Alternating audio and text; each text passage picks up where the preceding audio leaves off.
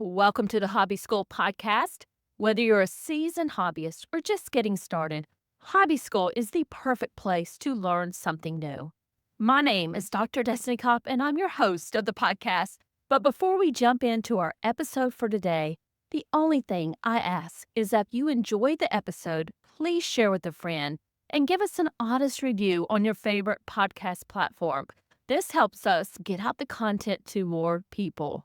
I also want to invite you to get on our wait list for our next Hobby School Online Learning Summit. These are free to attend, and you can find the link to join at hobbyschool.com, which is also in our podcast show notes. Now sit back, relax, and enjoy the episode.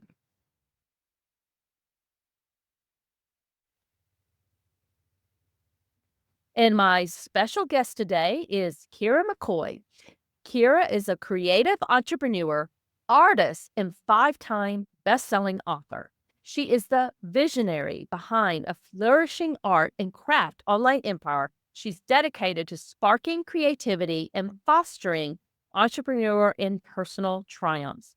And Kira, I am super excited to chat with you today and dig into everything that you're doing. But before we get into the questions that I have for you, can you tell the good audience just a little bit more about you and how you help people? Well, thank you so much, Destiny, for having me here. I am an artist and a teacher by vocation. So when I was little, my mother was a crafter and she taught me how to make all kinds of things. And we would make crafts to go to craft shows and sell them and Christmas bazaars at the church and all that fun stuff. By the time I was a senior in high school, I had kind of finished high school. Right? I had a lot of time in my schedule to take whatever classes I wanted. I took almost all art classes during that last year of school. In talking with my teachers and my parents and everything, I decided that I would go to college to become an art teacher. And that was a decision I made not lightly because my dad was also a teacher and he had taught biology and I had a scientific mind. So I kind of, when I went to school, it was like, should I teach art or science? And I picked art, which turned out to be a difficult road. There are only one or two art teachers in every school, and it was hard for me to get a position. And I ended up having to do lots of other things, including working in marketing, construction. I was an accountant for a while, years. I did all of the side hustle gig jobs that artists sometimes need to do to continue to pursue their passions, right? So then in 2006, after I had graduated college in 1995, I saw a local position because I had always been watching the job boards and stuff for something I could do at a school. And they had a position listed that was for someone who knew Adobe Photoshop, who could do video, who knew how to do podcasting, and was also a certified teacher. And I called the Broward County District that day and I said, I think you wrote this job description for me because I had been podcasting and I had an iTunes podcast and YouTubing since 2000, like 2006. I started that and I knew how to do all of those things. And I was a certified teacher. And I said, who else do you know who has all of these qualifications? So I was hired by Broward County to do videography and podcasting for the teachers and to film best practices in the classroom. And 2 years later, they said, well, this position is ending. We're so sorry to tell you, you're going to have to go teach in a classroom. And everybody kind of had long faces because they didn't want to go teach. But I was like, yes, finally, I get my foot in the door. And I got to go be a high school teacher and in a very technology heavy school. And I discovered that I just had this innate ability to understand tech. And I did all kinds of trainings for Google Classrooms and Google Collaboration. And at the same time, I was continuing my YouTube channel, which was all about polymer clay. It's called Polymer Clay TV. And I was starting to develop my own product line, a small product line at the time. I really wasn't monetizing very much of anything. I just had this like dream, and I had a business partner at the time, and we were just podcasting about polymer clay. It was very fun. But in 2013, we wrote a book called Polymer Clay Art Jewelry. And then in 2014, I said, people are starting to monetize and they're doing these things called summits. And I think I can do one. And we've interviewed everybody in polymer clay. We know everybody. So let's start calling people and see if they want to do one. And we did. We had 24 people join my first, I wouldn't call it a summit. It was an online course, an online art retreat. And everybody contributed one class. I figured out how to get us all collaborating using Google Drive and Dropbox and all those types of softwares to collect everybody's classes because the teacher list was international. We had people from all over the world teaching at this thing. And when I put it up for sale, I followed my mentor's lessons to the T. And we sold that first class. We went from making no money to making six figures in a month. So that's kind of how Create Along got launched, with this thing that was called Polymer Clay Adventure. And since then, we've morphed into so many different product lines. And I have a subscription box I've been doing since 2017. And I've written many books. I have an Amazon store, a top 1% Etsy store, a Shopify, and I've made $2.6 million on products that average $10 a pop. So I love all of that, and I love that you've had your hand in a lot of different things, and that is going to make for a very interesting discussion today because I definitely want to dig in and learn a little bit more here. But for everybody who's listening, we have a lot of creative people out there who are thinking about kind of dipping their toes into entrepreneurships or maybe a side hustle or figuring out how they can make money from their creative passions.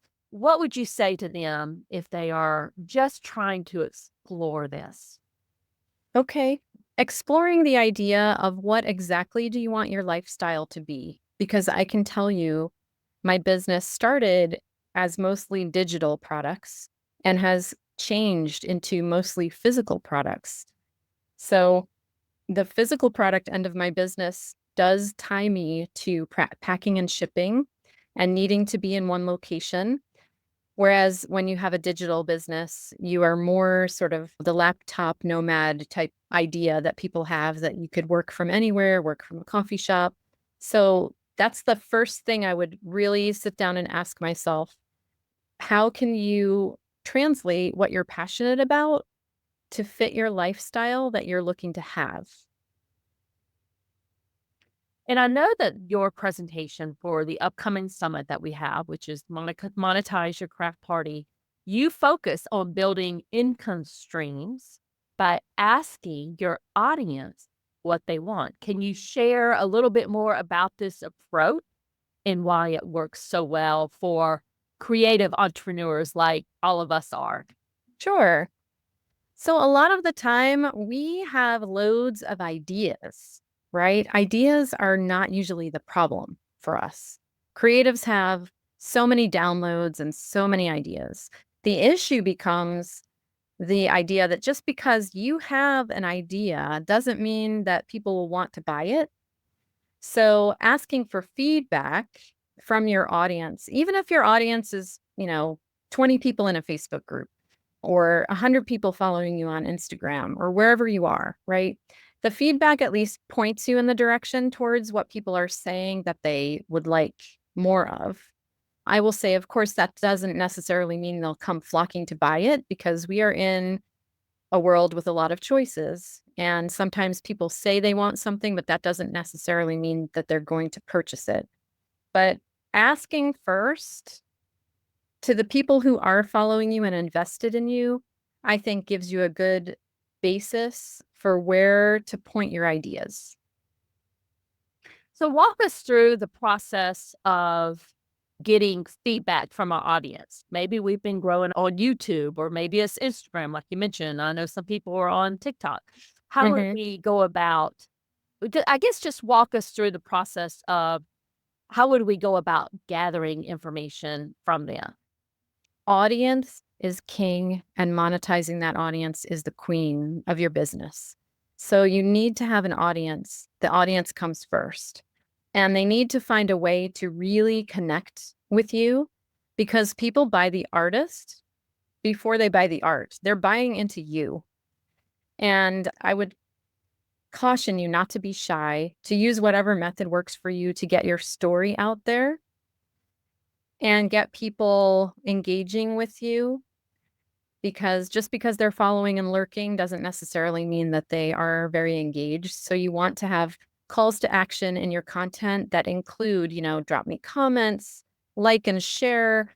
Just get your people doing something with the content that you put out there. Then you can start by selling small things, a few things, not every single thing you ever thought of to sell. Um, because once you have created something that's relatively stable, where you know that if you offer something for sale, someone's going to purchase it. Then you can work on monetizing in larger ways. Then you start doing surveys, start doing more launching a product line as opposed to just launching or offering small things. For example, one of my first things that I sold was bird earrings because I love birds. I love making jewelry. I like sculpting. And it was an interesting route to finding my bestseller. I had all this colorful stuff, and I would just kind of throw things out there and see what people would buy. And I eventually gained a following of people who liked the bird earrings.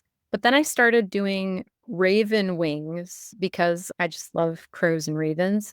And now, because I've got this audience of people following me who like the corvids, for lack of a better term, right? They like the blackbirds. That's the only thing that sells. And I don't even have to market them anymore. They just sell because I amassed an audience. I paid attention to what they were buying, and I just kept offering them more of that particular thing until I honed in on the one thing that they will buy no matter what.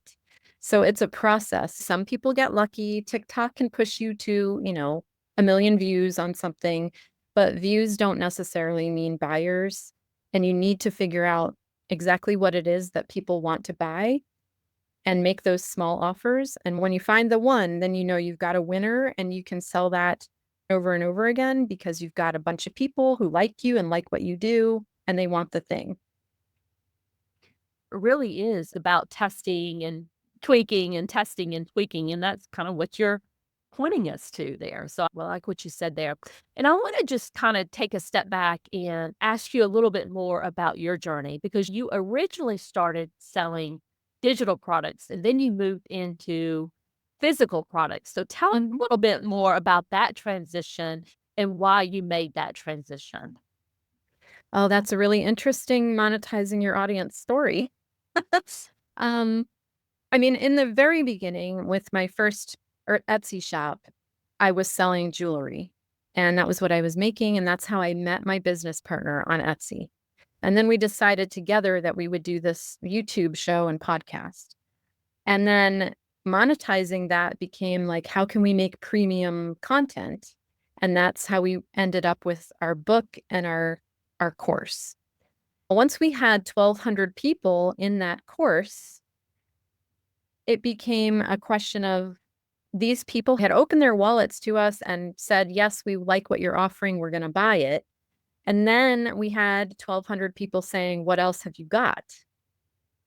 And I, being an artist and a techie and a nerd, I said, well, how can I make something for polymer clay people? I had been doing all this research and I found a way to make a silk screen. I had someone that I knew make me some samples and I fell in love with the process and started making silk screens. And that was our first product line. I sold thousands of silk screens to people who wanted to put a pattern on their polymer clay. And it just kind of grew from there. They were buying silk screens. Well, then they wanted rubber stamps, and then 3D printers were becoming a thing. And I started making cookie cutters. So it was very classic. I found the thing, which was the digital course that they wanted to buy. And then I started offering them, the audience, other things one at a time until now I have this fully fledged product line with 1,000 things in it that they can buy to play with their polymer clay. So I have a product shop. Then in 2017, I started a magazine, which was digital. So I was doing monthly digital content, and I still have that. It's now my Creative Clay Club. So now I do have a nice blend of both types of products. I like being in that spot where I don't have all my eggs in one basket. And you have other offers out there too, like your subscription-based products. I just want people to understand there's a lot of different ways that they can make money as a creative entrepreneur. And it doesn't have to be just in physical products. It doesn't have to be just in, you know, physical products or online courses or, all that. There's a lot of different ways you can monetize. And I think you are demonstrating that. Yeah. I like to caution people. I do serve also as a business mentor. So, you know, I'd caution the creative mind. And if you noticed, I did say I launched each thing one at a time because it can become overwhelming to balance, you know, a, a subscription box, a magazine, a creative club, a YouTube channel. Of course, we have to do our social media. So, yes, it is very possible to have an empire filled with all of the things that you want to provide and give to the world. And I feel strongly that you can run yourself a little bit into overwhelm if you try to do them all at once. What I always do is I try to find the thing that I know I can complete the fastest bring it to completion and feel whole and complete with that product, offer it to the world, see how it goes. If I love it, I do more of it. And if I don't love it, I can adjust the trajectory kind of, then decide what's the next product that I can bring to market and bring to completion. Because when you have a lot of stuff that's just hanging out there, that's when your brain can get fried. So, yes, I think that it's really a great idea to diversify. You need to look at everything you're doing and pull one thing out of your hat at a time and build the audience for that thing, sell it to them, and then continue to build upon your success. And not to get discouraged at all because things take time. You probably won't have every single thing that you put out there become a raving success in one day, you know? It takes time to build everything. And I definitely think that that is some really good advice is focus on one thing, master that, uh, Mhm. and, before you move on to something else. Right. Kira, any last minute tips for the audience? I really like the idea of identifying what your audience is truly interested in rather than guessing. I think that my biggest tip is to start asking.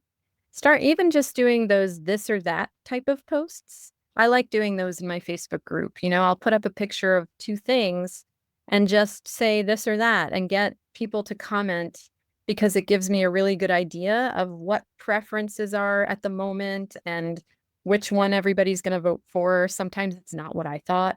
So, like, I think the easiest way to start working this idea of asking your audience what they want is to come up with like your two best ideas that are different and just start doing this or that posts and just start getting some of that visual feedback. So, Kira, thank you so much for joining me today and sharing all of your wonderful knowledge with us. Can you let the audience know where they can find you? And I believe you have a free gift for them also. Yes. So you can find me and get in touch with me at my main website, createalong.com. I am a mixed media polymer clay and jewelry artist, and I paint. So there's a lot there for you if you're an artsy person. And my freebie for you is called From Meh to Magnetic. It's a 20-minute social media makeover that I think will help if you're struggling a little bit about like what to post and what to say and how to start the story going about you and what you create so that you can connect to your audience. Perfect. And we will make sure that all of those links are in the show notes so they can check that out. So, Kara, thank you so much for joining me. I loved having this conversation with you. Oh, thanks, Destiny.